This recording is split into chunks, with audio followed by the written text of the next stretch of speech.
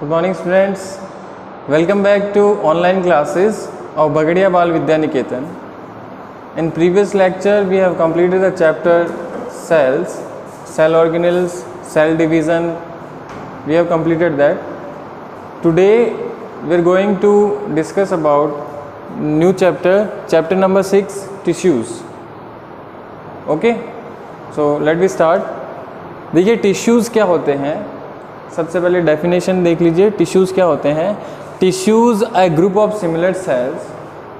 ध्यान से सुनिएगा, ए group of similar sales.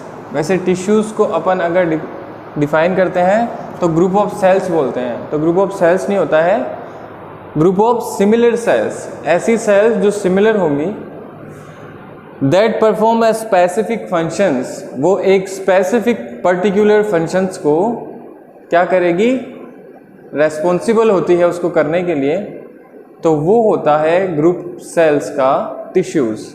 Tissues a group of a similar sales that perform a specific function. ऐसी sales का group जो सिमिलर सेल्स होती हैं और एक किसी भी स्पेसिफिक या पर्टिकुलर फंक्शंस को करने के लिए रेस्पॉन्सिबल होती हैं, तो ऐसी सेल्स का ग्रुप जो होता है वो टिश्यूज़ होता है. ठीक है, सेल्स ग्रुप्ड हो गई, टिश्यूज़ ग्रुप्ड हो जाते हैं, टिश्यू सिस्टम बनता है, टिश्यू सिस्टम से ऑर्गन बनता है, ऑर्गन से ऑर्गन सिस्टम बनता है, ऑर्गन सिस्टम जो होते हैं फिर वो होल बॉडी को फॉर्मेट करती हैं.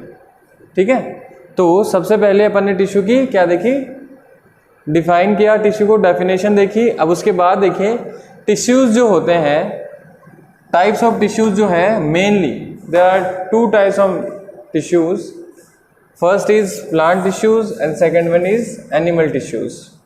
ठीक है, तो प्लांट टिश्यूज़ जो होते हैं वो कौन कौन से होते हैं, उनके फंक्शंस क्या हैं, उनकी लोकेशन कहाँ होती है, ये अपन को पूरा पढ़ना है विद देयर डायग्राम्स.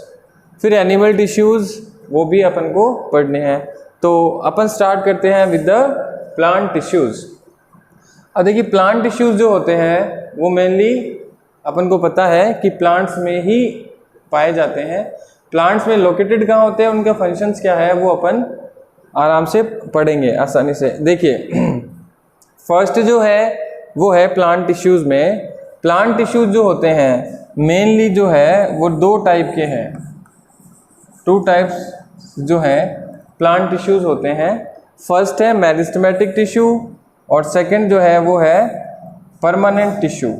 देखिए मेरिस्टेमेटिक टिश्यूज़ क्या होते हैं, ऐसे tissues, the tissues they have the dividing capacity और दे कैपेबल टू डिवाइड. ऐसे मेरिस्टेमेटिक टिश्यूज़ ऐसे प्लांट टिश्यूज़ होते हैं जिनमें कैपेबिलिटी होती है और कैपेसिटी होती है फॉर डिवाइडिंग, और वो डिवाइड हो करके प्लांट को क्या करते हैं, बढ़ाते हैं. उनकी गर्थ हो गई, उनकी लेंथ हो गई, या उनकी जो डेवलपमेंट है वो उसको क्या करते हैं, इम्प्रूव करते हैं प्लांट टिश्यूज़. तो ऐसे मेरिस्टेमेटिक टिश्यूज़ क्या हो गए, मेरिस्टेमेटिक टिश्यूज़ क्या हो गए जिनमें कैपेबिलिटी होती है फॉर डिवाइडिंग. अपनी डिवाइडिंग कैपेसिटी की वजह से उनको मेरिस्टेमेटिक टिश्यूज़ जो है अपन ने नाम दिया है. ठीक है, मेरिस्टेमेटिक टिश्यूज़ जो हैं वो क्या होते हैं, फर्दर डिवाइड होते हैं in three types: apical meristem, intercalary meristem और लेटरल मेरिस्टेम. ठीक है, एपिकल मेरिस्टेम जो है वो कहाँ पर, इनकी लोकेशन कहाँ होती है और इनका फंक्शंस क्या है. फिर इंटरकैलरी लोकेशन और their function, lateral location and the function. देखिए अपन अगर सिंपलर डायग्राम की अगर बात करते हैं तो देखिए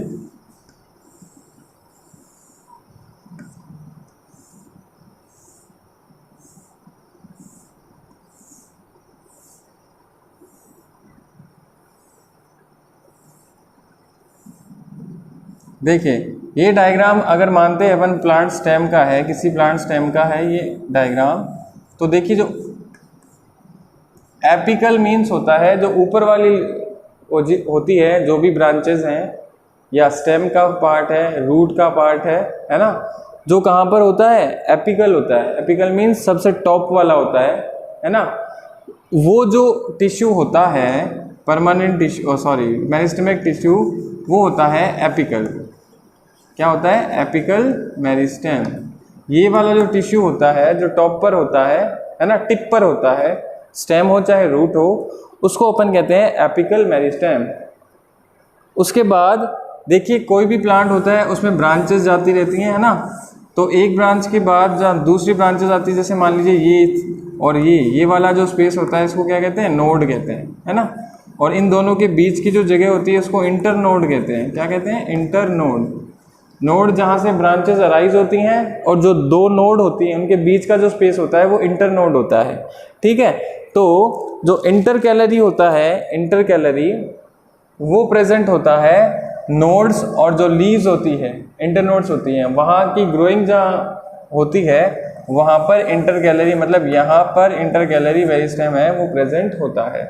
फिर लेटरल मेरिस्टेम जो होता है वो होता है lateral side of the stem, दोनों तरफ लेटरल साइड, ये दोनों तरफ है, ये लेटरल साइड हो गया। और ये क्या करता है कि इसकी गर्थ को बढ़ाता है, ये बढ़ाएगा स्टेम की मोटाई, ठीक है, ये बढ़ाएगा। एपिकल मेरिस्टेम क्या बढ़ाएगा? लेंथ बढ़ाएगा। ये लेंथ के लिए रेस्पॉन्सिबल होता है, ये गर्थ के लिए रेस्पॉन्सिबल होता है, और ये जो है वो लीव्स और इंटरनोड्स की जो डेवलपमेंट है उसके लिए रेस्पॉन्सिबल होता है इन प्लांट।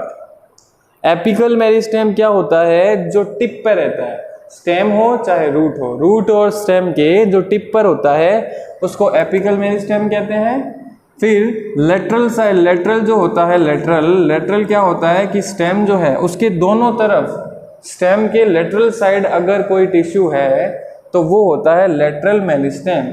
ये क्या करता है? स्टेम की विड्थ को बढ़ाता है, मोटाई को बढ़ाएगा स्टेम को। और इंटर कैलरी क्या होता है? जो लीव्स और इंटर नोड्स होती है वहाँ पर वो डेवलप होता है और उनका डेवलपमेंट को क्या करता है? बढ़ाता है। तो वो हो जाएगा अपना इंटर कैलरी मेरिस्टेम, ठीक है। वापस देख लीजिए, एपिकल मेरिस्टेम कहाँ रहेगा? शूट टिप पे, टिप मतलब ऊपर वाला पार्ट, शूट हो चाहे रूट हो, स्टेम हो, वहाँ पर टिप पर रहेगा और वो क्या करेगा? लेंथ बढ़ाएगा, स्टेम और रूट की लेंथ बढ़ाएगा। इंटर कैलरी क्या होता है? जो नोड और इंटर नोड होती है लीव्स की, वहाँ पर वो क्या करता है? लोकेटेड होता है और उनकी डेवलपमेंट के लिए वो रेस्पॉन्सिबल होता है inter calorie meristem. Lateral meristem क्या होता है? जो स्टेम होता है उसके लेटरल साइड वो लोकेटेड होता है, रहता है, और स्टेम की गर्थ को वो रेस्पॉन्सिबल होता है बढ़ाने के लिए, for increment of girth of the stem, ठीक है। तो ये हो गया अपना मेरिस्टेमेटिक टिश्यू। मेरिस्टेमेटिक टिश्यू क्या होते हैं? The tissues which have dividing capacity, जिनमें डिवाइडिंग की कैपेसिटी होती है, ऐसे टिश्यूज मेरिस्टेमेटिक टिश्यूज होते हैं, ठीक है। टाइप्स हो गए एपिकल, इंटरकैलरी और लेटरल मेरिस्टेम। उसके बाद सेकंड जो है प्लांट टिश्यू वो है परमानेंट टिश्यू। अब देखिए, मेरिस्टेमेटिक टिश्यूज ऐसे टिश्यूज जिनमें the lose their ability of dividing, ऐसे टिश्यू जिनमें जो डिवाइडिंग की कैपेसिटी है वो खो देते हैं, या उनकी कैपेसिटी है डिवाइडिंग की, वो डिवाइड होना क्या हो जाते हैं? स्टॉप कर जाते हैं, रुक जाते हैं। तो ऐसे टिश्यूज क्या बन जाते हैं? परमानेंट टिश्यूज बन जाते हैं, ठीक है। मेरिस्टेमेटिक में डिवीजन होता है, तो वो मेरिस्टेमेटिक, अगर डिवीजन रुक गया तो वो कौन सा टिश्यू हो जाएगा? परमानेंट टिश्यू हो जाएगा, ठीक है। आई बात समझ में? अब परमानेंट टिश्यू जो होते हैं वो फर्दर जो है दो सब टाइप्स में डिवाइड किए गए हैं। पहला है simple permanent tissue, second is complex permanent tissue. अब सिंपल परमानेंट टिश्यू है, उनको वापस सब टाइप है उनके सिंपल परमानेंट टिश्यू के। देखिए सिंपल परमानेंट टिश्यूज क्या होते हैं? सबसे पहले ये देख लीजिए सिंपल परमानेंट टिश्यू क्या है।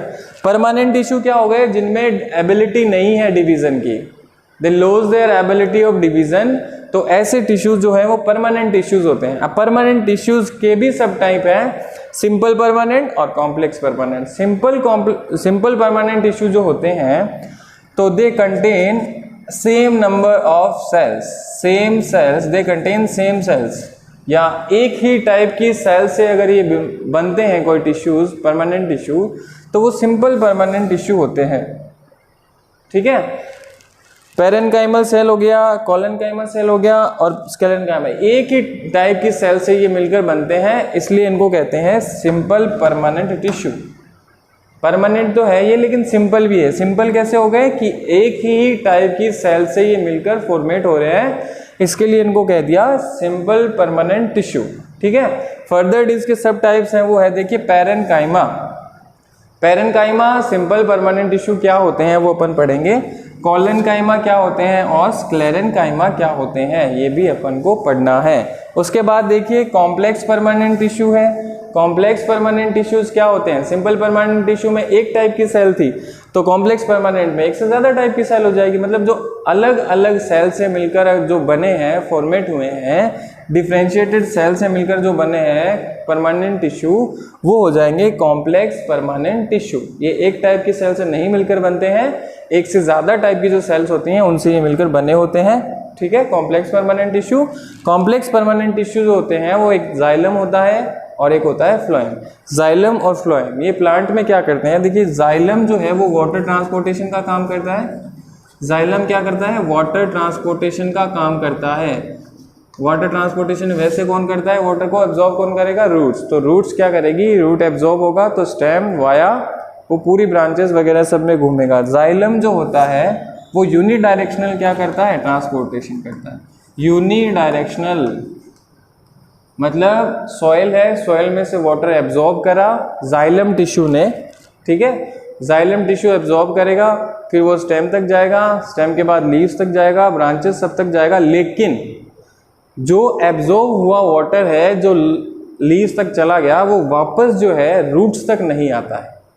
ठीक है, क्योंकि जाइलम जो होता है उसमें ऐसा मैनेजमेंट होता है कि वो यूनिडायरेक्शनली फ्लो करता है। मतलब अगर वाटर गया लीव्स तक देन वापस नहीं आएगा।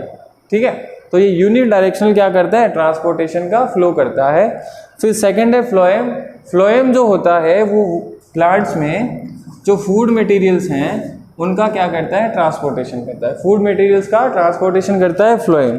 ठीक है, तो फ्लोएम जो होता है वो बाई डायरेक्शनली क्या करता है? सब्सटेंसेस का ट्रांसपोर्टेशन करता है। फ्लोएम बाई डायरेक्शनली करता है, मीन्स कि फूड कहाँ बनता है? लीव्स में। तो लीव्स से कहाँ जाएगा? वो रूट्स तक। रूट से वापस भी आ सकता है, रूट तक जाएगा, वो स्टार्च इकट्ठा होगा, एक्यूमुलेट होगा, वहाँ पर जमा हो जाएगा।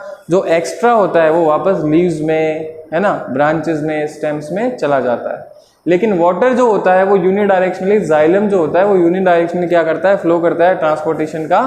इसके लिए वापस जो रिटर्न है वाटर वो नहीं आ पाता है।